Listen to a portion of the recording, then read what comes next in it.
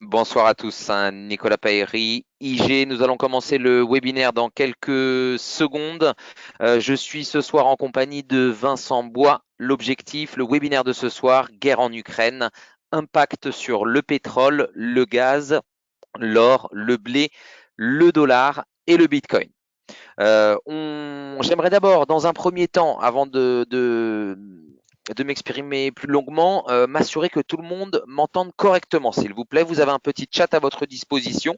Si vous pouviez me spécifier son et image OK, que l'on puisse commencer sans plus tarder.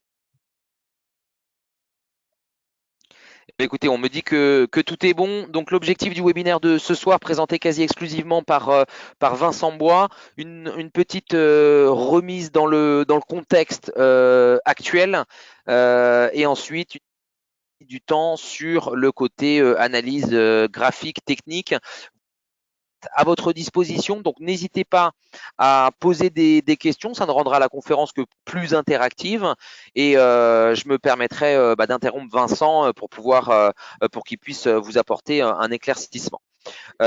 Si tout le monde nous entend correctement, je vous affiche quand même le traditionnel message d'avertissement, puisqu'effectivement, on propose des produits dérivés, que ce soit des options, des turbos, des CFD. Ce sont des produits financiers complexes avec de l'effet de levier. Donc, il y a un réel risque de perte en capital. Actuellement, 73% des comptes d'investisseurs particuliers perdent de l'argent lorsqu'ils investissent sur les CFD avec IG. C'est pour ça que vous devez vous assurer que vous comprenez le fonctionnement de ces produits et que vous pouvez prendre le risque élevé de perdre votre argent. Il y a quand même plusieurs types de comptes. Donc là, je parle exclusivement pour ceux qui vont faire du CFD. Vous avez un compte risque limité. Vous êtes obligé de placer un stop garanti. Ça veut dire que vos positions sont protégées même contre les gaps de marché. Donc dans le contexte de volatilité actuelle, c'est quelque chose qui peut être intéressant. Mais vous avez d'autres types de comptes si ça ne correspond pas à votre situation de trading. Pour finir, un mot sur nos régulateurs, la BaFin qui régule le siège en Allemagne maintenant, l'ACPR, l'autorité de contrôle prudentiel et de résolution, qui dépend de la Banque de France, donc pour notre succursale IG France, donc pour la majorité des clients parmi vous ce soir, et enfin la FCA pour notre régulateur historique londonien. J'en ai fini pour ce petit côté rappel de la réglementation. Je vais passer sans plus tarder la parole à notre analyste Vincent Bois et je reviens vers vous s'il y a des questions. Donc surtout, n'hésitez pas. Bon webinaire à tous et Vincent, je te passe la parole. Bonsoir à tous, merci Nicolas. On va démarrer donc un instant.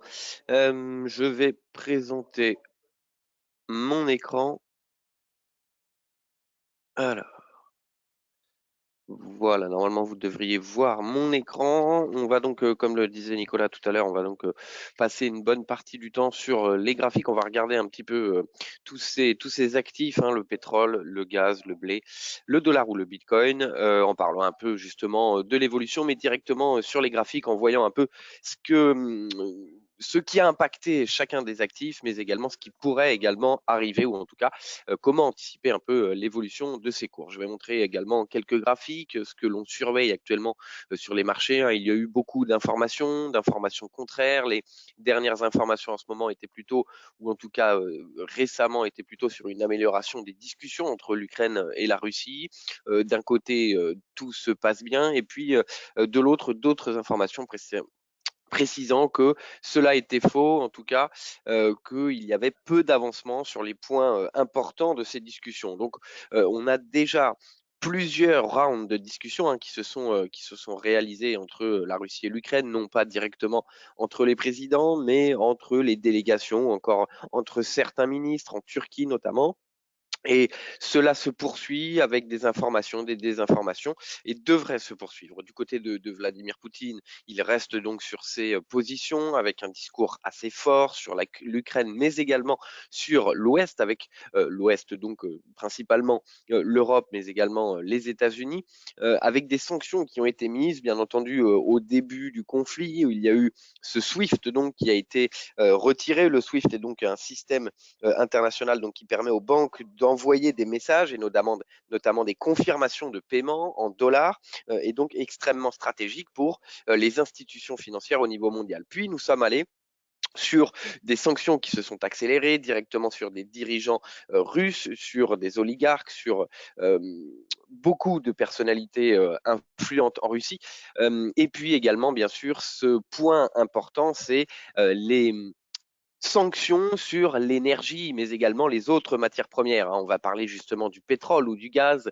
La Russie est donc le premier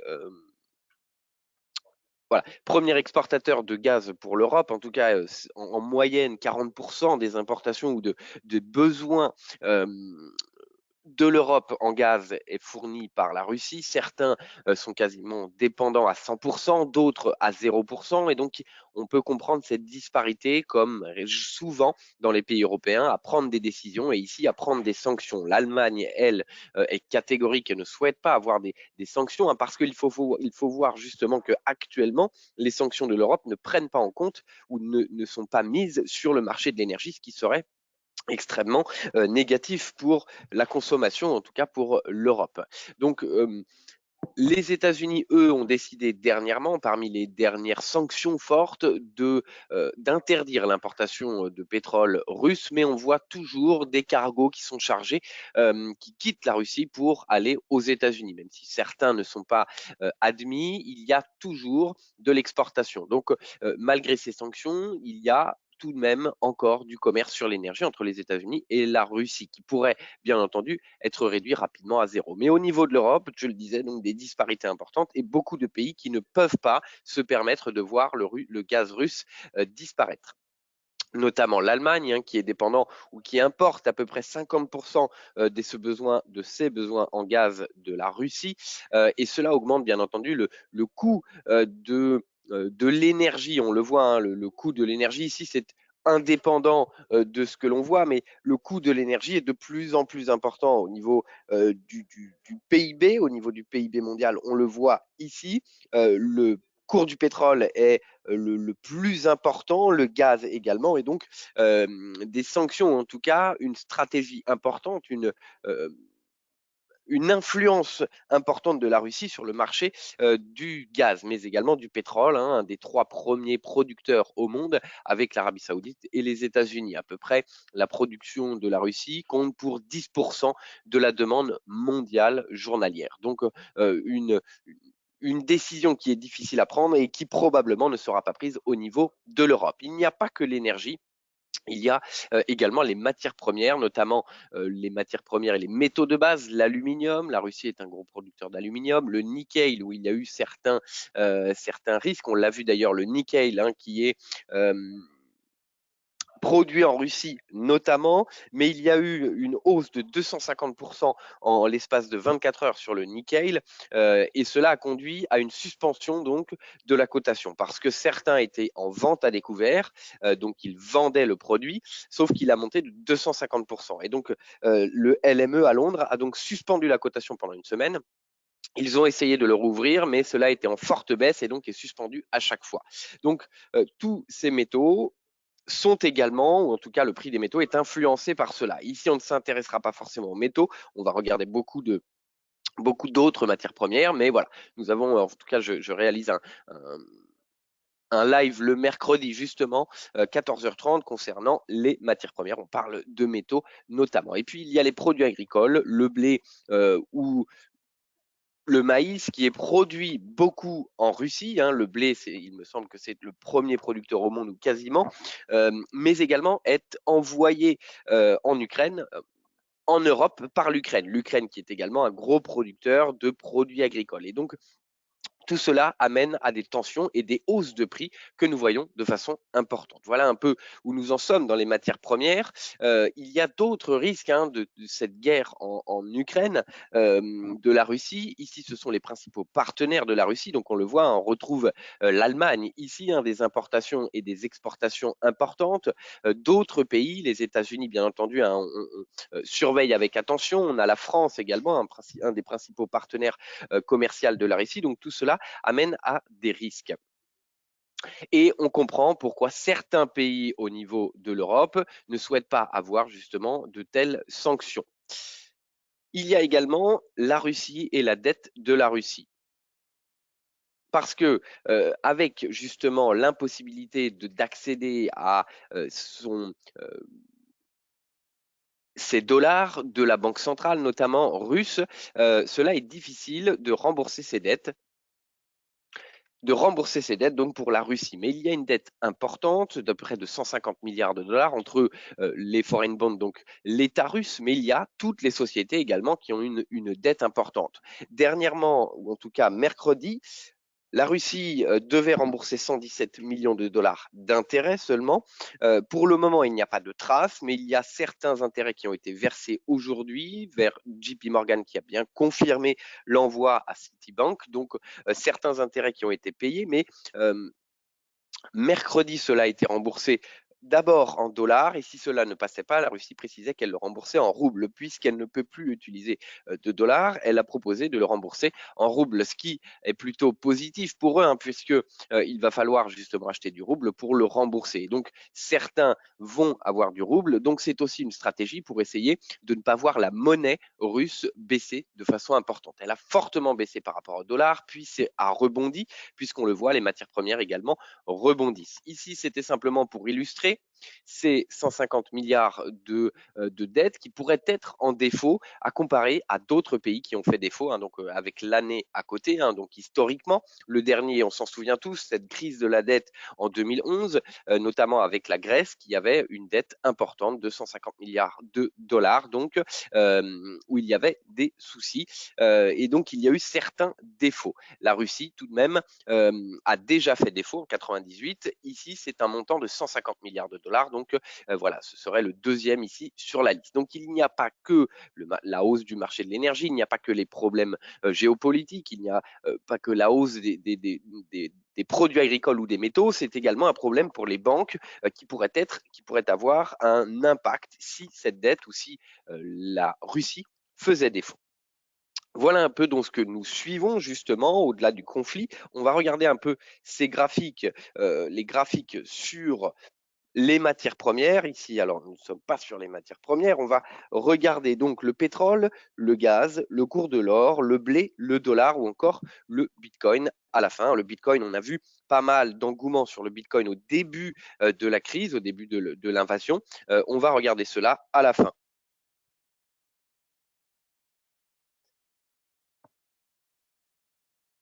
Nous allons regarder donc ici, on va commencer par le pétrole.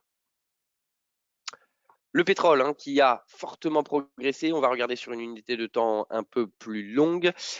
Ici, voilà, l'unité de temps, donc en journalier, nous sommes allés jusqu'à, en tout cas, si on revient dans les années 80, 84, la hausse ici de 2008 qui est allée à près de 150 dollars. Nous sommes sur le baril WTI. Sur le pétrole, il y a le Brent de la mer du Nord. Il y a le WTI américain. Ici, nous suivons le WTI américain. Nous sommes allés jusqu'à 150 dollars en 2008. Et puis, un retour baissier important. Ici, cette forte hausse. Rappelons également en 2020, en mars, il y a eu donc un baril de pétrole négatif, à près de 47 dollars négatif sur une échéance, donc sur des produits futurs. Et puis par la suite, moins 47 dollars, nous sommes allés ici à 128 dollars dernièrement, la cotation sur les CFD. Donc ici, c'est un produit sans échéance, donc d'où le fait que nous soyons allés seulement, si on peut le dire, jusqu'à 1000, donc 10 dollars. Il y a bien eu une échéance, me semble-t-il, sur mars en 2020 qui a été en négatif. La hausse donc a fortement accéléré. Voilà, a fortement accéléré donc début mars, 28 février puis début mars, nous avons une hausse conséquente sur le marché du pétrole, plus 34% en l'espace de quelques jours. Il faut également savoir que le pétrole ou les matières premières jouent un impact sur l'inflation et l'inflation de février aux États-Unis, puisque nous sommes sur le WTI donc américain, il y a une hausse de 7,9% de l'indice des prix à la consommation, donc ce qui sert à calculer l'inflation globale. Et cela était 7,9% seulement jusqu'à d'un an, en tout cas de février à février de l'année dernière, et donc cela s'arrêtait à février. Donc les 7,9% ne prennent pas en compte cette hausse supplémentaire de 36% sur le pétrole ou sur les autres matières premières. Donc l'inflation est également très surveillée, notamment donc par rapport à la politique monétaire. Nous avons vu Jérôme Powell hier qui a augmenté son taux de 25 points de base, première hausse de taux depuis 2018. Je vais y arriver. Ici. Donc, nous allons surveiller l'inflation. En tout cas, sur le pétrole, on le voit, un retour baissier important parce qu'il y a eu une spéculation extrêmement forte dessus. Donc, c'est l'effet spéculatif d'une hausse extrêmement importante, puis un retour baissier avec des nouvelles plutôt positives, tantôt négatives, mais qui ont permis justement de revenir en arrière. Mais attention aux fondamentaux qui restent présents sur le marché du pétrole. Donc, bien entendu, la guerre en Ukraine et donc les risques d'avoir une baisse de l'approvisionnement russe. Mais également, au-delà de cette crise en Russie, nous avions déjà une forte hausse du pétrole depuis le début de l'année. Au fin décembre, nous étions ici proches des 65 dollars le baril et nous sommes montés, sans compter le mois de mars, jusqu'aux 95 dollars. Donc c'est une hausse extrêmement importante due à la demande du fait de la reprise économique suite au Covid, la demande qui est importante et la production qui n'augmente pas de façon importante. Et donc, les fondamentaux sont ici, la crise en Ukraine bien sûr rajoute, et donc le pétrole devrait poursuivre son accélération haussière du fait de ses fondamentaux. Ici, c'est plutôt l'effet spéculatif, mais on le voit, rebond important en étant journalier. Aujourd'hui, nous sommes sur une hausse de 7,20%. Et donc, retour au-delà des 100 dollars. On suit avec attention, bien entendu, les nouvelles qui viennent de l'Ukraine, puisque lorsqu'il y a des nouvelles, il y a une volatilité extrêmement importante. Donc attention s'il y a un semblant de bonnes nouvelles qui pourrait amener à une baisse encore importante. Au niveau technique, ici, on est venu rebondir sur un support, le support de fin janvier, qui a servi à plusieurs reprises. D'abord le support, puis le double bottom ici, qui permet l'accélération haussière. Premier objectif qui a été dépassé. Et nous sommes allés au-delà des 100 dollars pour le moment, au-delà de cet ancien plus haut, de cet ancien plus bas. Et donc, au niveau technique, plutôt positif pour une poursuite de la hausse qui pourrait nous ramener sur cet ancien niveau de support pour valider la figure graphique ici de double bottom et aller chercher les 107 dollars, donc la moyenne mobile 200 périodes en étant 1 heure, et cet ancien niveau de résistance. Donc toujours positif du fait des fondamentaux extérieurs à cette crise en Ukraine et la crise en Ukraine qui semble se poursuivre malgré certaines informations positives. Les discussions ne semblent pas avancer et Poutine, de son côté, semble déterminé. Donc, attention à la volatilité, je le dis, si nous avons des informations qui peuvent amener à une chute importante. Donc, en cas de position, attention à prendre des stops ou des limites. Mais la poursuite, la tendance devrait amener à une poursuite de la hausse sur le pétrole. Je reviens dans un instant.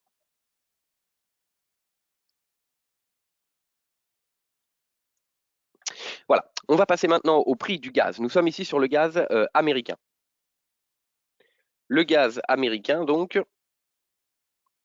qui poursuit sa hausse également. On voit le même type d'évolution, le même type d'évolution sur le gaz donc américain. Sur le gaz naturel, donc en Europe, cela est beaucoup plus flagrant, mais on voit donc cette hausse qui a démarré en 2022, donc avant la crise en Ukraine. Tout d'abord parce que pour la même raison, il y a des risques justement sur l'approvisionnement, puisque avant cette invasion de l'Ukraine, il y avait également des tensions entre la Russie, les États-Unis et l'Europe sur notamment Nord Stream 2. Nord Stream 2 qui est un pipeline donc qui sert à transporter le gaz, qui devrait passer donc, en tout cas qui a été construit, qui est dans la Manche. Il y a Nord Stream 1 et Nord Stream 2 qui le longent. Cela permettra à la Russie donc de doubler ses capacités d'export, de transport en tout cas vers l'Europe. Par la mer du Nord. Donc, permettrait justement d'approvisionner un peu plus rapidement et moins cher l'Europe, mais également amènerait à une dépendance énergétique trop forte de l'Europe face à la Russie. On le voit d'ailleurs, les Européens, en tout cas les pays européens, tentent de trouver des alternatives pour ne plus être dépendant du gaz ou de l'énergie russe. Mais il y a également d'autres facteurs ici qui jouent, c'est la saisonnalité que l'on voit sur le gaz naturel. C'est un marché assez saisonnier. Il y a souvent un point bas qui est atteint, on le voit ici sur les les ronds ici, c'est en hebdomadaire, hein. Donc ici, c'est également une hausse tout de même importante de près de 20%. Mais pourquoi cette saisonnalité? Parce que les prix du gaz sont, en tout cas les stocks de gaz sont utilisés pendant l'hiver pour se chauffer notamment.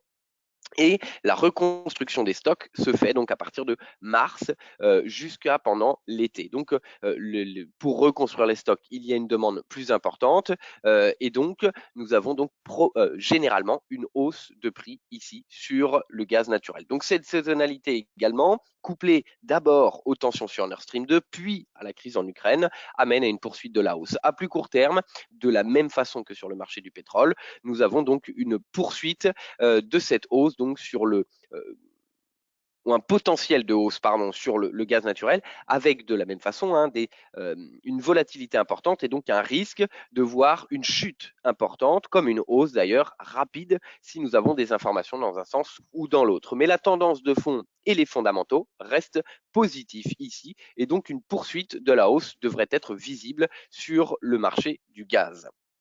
En journalier, on le voit, nouvelle tentative, maintient un double bottom ici, comme sur le cours du pétrole, maintient au-delà de la moyenne mobile 200 périodes pour aller chercher cet ancien objectif ici que l'on voyait précédemment, 4,93 et les 5 dollars. Pour le moment, en échec, mais un dépassement des 5 dollars pourrait nous permettre d'aller dans ce range de résistance et notamment le plus haut que l'on a vu depuis novembre 2021, ici donc situé sur les 5,50 en mid-price. Voilà sur l'énergie, on va regarder maintenant l'or et le dollar, et puis on terminera sur le blé et le bitcoin. L'or également, l'or qui profite bien de cette hausse, donc beaucoup de théories entre l'or et le bitcoin, sur laquelle est la valeur refuge donc de demain. Entre le cours de l'or, historiquement une valeur refuge importante utilisée par les investisseurs, et le Bitcoin, donc qui pourrait être cette valeur refuge 3.0. Cette théorie pour le moment qui n'est pas vérifiée, mais qui est toujours soutenue. On en parlera justement lorsqu'on verra le Bitcoin. Mais ici, il y a eu donc une accélération du cours de l'or, et notamment, on le voit depuis fin janvier, qui permet une accélération parce que cela également sert à se couvrir contre l'inflation. Au niveau technique, on est revenu ici sur cette oblique et enfin dépassé cette oblique depuis septembre 2020, août 2020, qui bloquait la tendance du cours de l'or. Il y avait une vente importante dès que l'oblique était testée ou même dès que l'on tentait de dépasser ici les 1800, 1850 dollars. 1800 dollars qui est un prix stratégique, ou en tout cas un prix que nous surveillons avec attention. Ici, la moyenne mobile 200 périodes en journalier, moyenne mobile 200 périodes. Le dépassement, en tout cas, s'il y a une nouvelle baisse franche, nous pourrions venir tester ces 1800, 1815 dollars. En revanche, au niveau technique à plus court terme, on surveillait ce niveau, cet ancien plus haut depuis ici janvier 2021, qui est situé sur les 1910-1915, a permis de maintenir la tendance. On le voit, cette chute importante jusqu'à 1900 dollars, pas de clôture en dessous de ce niveau important que l'on continue de surveiller, donc qui permet d'envisager une poursuite de l'accélération. Le maintien ici au-delà des 1915 dollars, notre objectif donc est d'aller chercher ici ce niveau, donc niveau de résistance important entre 1960 et 1970 dollars. C'est le niveau que nous suivons. Au-delà de ce niveau, on va très probablement confirmer en dépassant les 2000 dollars et à nouveau aller chercher ces 2075 voire 2100 dollars donc sur le cours de l'or. Voilà historiquement le cours de l'or qui a fortement progressé au cours de différentes crises. Ici, c'était justement en 80 lorsqu'il y avait une inflation extrêmement importante et notamment aux États-Unis, que nous avons vu donc cette forte hausse du cours de l'or. Donc toujours positif sur le cours de l'or et nous pourrions voir un nouveau plus haut historique avec les perspectives d'inflation. Je le rappelle, Jérôme Powell hier, la Fed a augmenter de façon extrêmement importante ses perspectives d'inflation, alors que depuis un an, précisait que l'inflation était transitoire et que cela ne devrait pas être un problème important.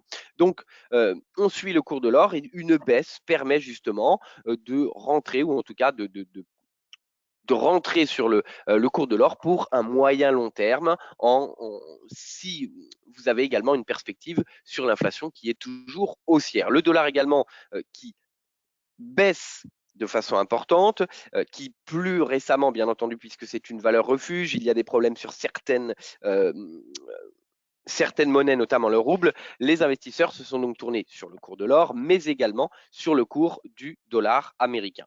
Actuellement en baisse, il y a une corrélation négative entre le cours de l'or et le cours du dollar. On va regarder d'ailleurs le cours du dollar avant de terminer sur le blé et le bitcoin. Le cours du dollar ici donc est venu tester des plus hauts depuis 2020. Ce pic important, c'est donc la crise mars 2020, la crise sanitaire. Donc on voit bien ce rôle de valeur refuge qu'est le dollar. Les investisseurs se sont tournés immédiatement vers le dollar américain et puis une baisse importante puisque les marchés financiers ont immédiatement rebondi pour aller tous les jours chercher de nouveaux plus hauts.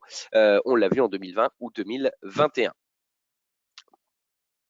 On voit donc cette hausse importante, ici plus haut, je le disais, depuis mai 2020, un retour baissier actuellement, les indices ont fortement rebondi et tentent actuellement de poursuivre leur rebond, et donc un retour baissier sur les valeurs refuges. Mais attention, il y a une guerre en Ukraine face à la Russie, il y a également des perspectives d'inflation importantes, et donc le retour haussier sur le dollar pourrait être visible à tout moment. Retour baissier sur cet ancien objectif haussier que nous avions de juin 2020. Donc, un maintien sur ce niveau, à la clôture, nous sommes en journalier, au-delà des 97,60, 97,75, permet d'envisager un maintien de la tendance, un rebond sur ce niveau et d'aller chercher ici le seuil des 100.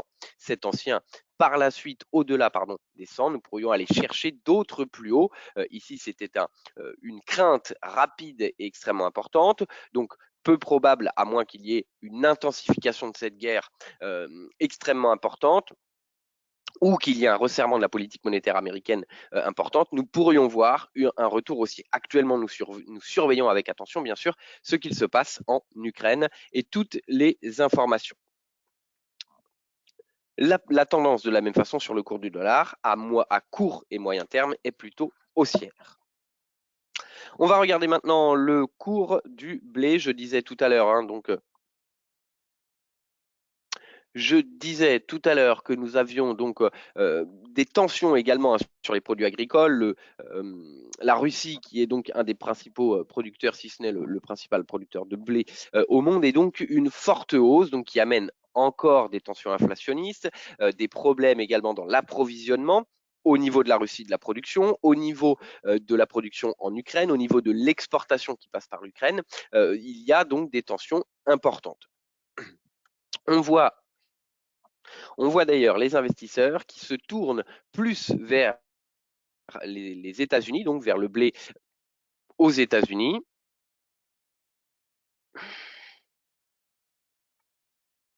Pardon.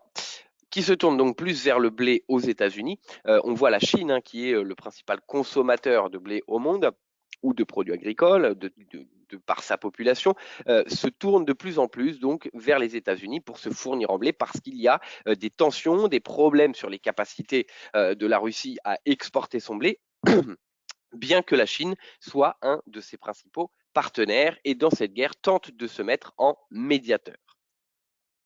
Le prix du blé donc pourrait, on le voit encore, retour à la hausse, donc même type de tendance que nous avons observé sur le cours du pétrole.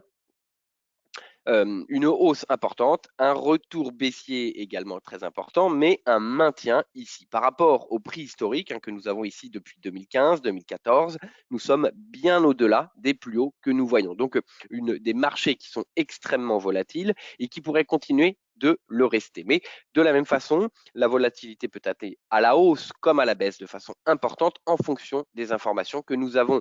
Nous avons eu de bonnes nouvelles sur des discussions qui semblaient plutôt bien se passer, puis d'autres nouvelles qui précisaient que les discussions ne se passent finalement pas si bien. Et donc une baisse est accompagnée par la suite d'une hausse. Donc des marchés qu'il faut tout de même, en investissant dessus, prendre conscience du risque actuel, de la volatilité extrêmement importante que nous avons sur ces actifs, qui peut être intéressant sur la rentabilité espérée, mais toujours avec des risques extrêmement importants. Donc ici, de la même façon, les fondamentaux restent plutôt haussiers, même s'il y a en revanche, à la différence du pétrole et de l'énergie, s'il y a une crise qui se réduit de façon importante, nous devrions voir une baisse extrêmement importante sur le blé et donc une hausse des prix qui ne devrait pas se poursuivre alors que le pétrole garde des fondamentaux tout de même extrêmement positifs, ou en tout cas positifs pour le prix. Ici, voilà, nous sommes au niveau technique un peu difficile de donner des objectifs. Il y a bien sûr ce niveau qui pourrait être dépassé et qui pourrait permettre, donc sur les 1150 ici, qui pourrait permettre une nouvelle accélération. Un échec, en revanche, pourrait nous amener à une nouvelle correction vers ces 1000. On termine donc sur le Bitcoin sur ce webinaire. Le Bitcoin, donc, de la même façon, je le disais tout à l'heure, qui a profité assez. Nous avons tout de même sur le Bitcoin depuis le début de l'année une évolution sans réelle tendance, toujours entre 35 et 45 000 dollars. Une hausse que nous avons vue au début de cette invasion, au début du conflit, donc début février, et qui a amené beaucoup d'investisseurs sur le Bitcoin à préciser que cela était justement le nouvel or, que les investisseurs se tournaient vers le Bitcoin pour se protéger des risques, pour se protéger de l'inflation. Et puis, il y a eu également ces dons qui ont été faits, près de 50 millions de dollars, me semble-t-il, ou plus, à l'Ukraine via des adresses donc, de crypto-monnaies en Bitcoin, en ETH. Les États comme en Europe ou aux États-Unis s'y sont intéressés un peu plus pour voir ou ont critiqué le Bitcoin en précisant que cela pouvait servir à contourner les sanctions. Nous avons donc vu un engouement sur cet achat de Bitcoin en Ukraine, mais également à l'international. Et puis, pour essayer de vérifier ces théories de valeur refuge, de protection de l'inflation, et puis un retour baissier, une vente assez massive également, qui a suivi la baisse sur les actifs risqués. On voit également un retour haussier lorsqu'il y a eu des rebonds sur les actifs risqués. Donc, pour le moment, c'est toujours une décorrélation par rapport en tout cas, à l'or, ou en tout cas, il n'y a pas une utilisation excessive du Bitcoin comme valeur refuge, comme valeur de protection contre l'inflation. On suivra dans l'avenir, peut-être que cela va le devenir, peut-être que cela va dépasser le cours de l'or. Le cours de l'or, certes, qui ne progresse pas de façon importante, mais qui n'amène pas à une volatilité aussi importante. Le plus haut que nous avons vu en novembre 2021, 70 000 dollars, et nous sommes à 40 000 dollars actuellement. Il faut prendre le graphique sur plus long terme. Il y a une hausse extrêmement conséquente depuis plus de 10 ans. Ici, nous étions sur les 10 dollars dans les années 2011. Donc, tout de même une progression extrêmement importante, mais ce n'est pas forcément ce qu'on demande à une valeur refuge ou une valeur de protection, de progresser de façon importante. C'est plutôt de ne pas se dévaluer lorsqu'il y a des risques. Ici, pour le moment, le Bitcoin se dévalue lorsqu'il y a des risques. En tout cas, il n'y a pas de progression lente, mais en tout cas pérenne, lorsqu'il y a des risques. Et on l'a vu en mars 2020 également, c'est une chute importante, moins flagrante ici, mais nous sommes passés de 10 500 dollars à un plus bas à 4 000 dollars. Donc même en mars 2020, cela n'a pas servi de protection contre la chute. Cela est peut-être parce que nous sommes aux prémices de cette technologie, de ce marché. Donc l'avenir nous dira si le Bitcoin peut servir de protection contre l'inflation. Mais ici, malgré cet engouement avec la crise russe, pour le moment, il n'y a aucune vérification. Mais il n'y a pas de contre, ou en tout cas dans l'avenir, cela peut tout à fait servir de protection. Donc on va suivre avec attention. Jusqu'ici, ce n'est pas le cas. En revanche, il n'y a pas de baisse importante. Si l'on compare le Nasdaq 100 ici, le Nasdaq 100 qui baisse, lui, depuis fin décembre, pardon, et qui a continué de baisser. Il y a un rebond actuellement suite à Jérôme Powell qui a resserré la politique monétaire, mais on voit en revanche sur le Bitcoin depuis début de l'année, donc janvier, un range, donc des hausses et des baisses, mais il n'y a pas cette tendance baissière que nous observons sur le Nasdaq 100 ou sur les actifs risqués. Donc, même si la progression suit cette évolution sur les actifs risqués par rapport au Bitcoin, il y a tout de même une tendance beaucoup plus baissière sur les actifs traditionnels que sur le Bitcoin. N'oublions pas d'ailleurs que la cotation se fait 24/24, 7 jours sur 7, à la différence de ce que nous voyons sur les actifs traditionnels. Donc il y a également cela qui rentre en compte. Pour le moment, il n'y a pas de validation, mais nous voyons donc un maintien, un double bottom de la même façon que nous avons observé également sur les actifs traditionnels qui pourrait permettre une nouvelle accélération au-delà de cet oblique, au-delà de ce niveau, ancien niveau de support, nous pourrions voir un dépassement ici des 42 000, 42 500, ce qui amènerait probablement à un nouveau test de ce niveau de résistance, le haut du range, 45 000, 45 500. 45 500 qui était le niveau de support que nous avons observé important en décembre. Et donc un dépassement d'abord de ces obliques, de cet oblique et du niveau du range ici, le dépassement des 45 500 serait un signe positif d'un retour haussier sur le Bitcoin parce que nous aurons dépassé ces différents niveaux de résistance, mais également cela permettrait d'installer le cours au-delà de la moyenne mobile sans période, donc en journalier. Nous étions la dernière fois au-delà de cette moyenne le 3 décembre. Donc permettrait d'aller chercher probablement la moyenne mobile de 100 périodes, voire le seuil des 50 000 $, mais surtout de s'installer au-delà de la moyenne mobile 100 et de dépasser le plus haut annuel. Donc pour le moment, il est difficile de voir où cela peut mener. Le rebond sur les actifs traditionnels peut être de courte durée, même si au niveau technique, c'est plutôt pour une poursuite de la hausse, ce qui pourrait permettre justement au Bitcoin de tenter de casser ce range et d'accélérer à la hausse. Pour le moment, aucune vérification. Sous ces 37 300, une clôture validée sous ce niveau. Hein. Nous avons eu une seule clôture ici qui a été invalidée. De la même façon, clôture invalidée immédiatement. Donc, depuis début mi-janvier, nous n'avons pas eu de clôture validée sous ce niveau. Retour accélération sous les 37 300. Attention donc à la poursuite de la baisse qui pourrait nous mener ici à cet oblique plus long terme, voire devenir sur cet autre niveau de support majeur sur le Bitcoin depuis 2021, qui est situé sur les 29-30 000 $. Voilà un peu sur cette analyse de marché. Donc, nous avons fait le tour un peu de tous ces actifs. Vous pouvez donc retrouver les différents market live le matin avec Alexandre à 11 h et moi également certains market briefs, donc le Bitcoin ou les crypto-monnaies le mardi à 14 h et les matières premières le mercredi à 14h30. Voilà donc pour ma partie. Nicolas donc va terminer. S'il n'y a pas de questions en tout cas, Nicolas va donc terminer ce webinaire. Merci beaucoup Vincent, très très clair. J'ai juste une petite remarque d'un des participants sur la Russie et l'exportation, notamment de blé. C'est le 4e producteur, par contre le premier exportateur européen. Merci. Donc voilà, c'était la petite précision de l'expert, mais voilà. Mais sinon tout était parfait. Pas de questions pour le moment. Merci beaucoup Vincent. Sachez que ce webinaire sera disponible sur YouTube très prochainement, dès demain il me semble. N'hésitez pas à laisser justement des commentaires sous la vidéo si vous avez envie, besoin que l'on aborde de nouveaux thèmes. Donc on est toujours à l'écoute de ce que vous souhaitez que l'on aborde. Merci à tous en tous les cas. Merci beaucoup Vincent. Je vous souhaite une excellente fin de journée. Dispo 24/24 si vous êtes déjà client IG. Merci à tous. À bientôt. Au revoir.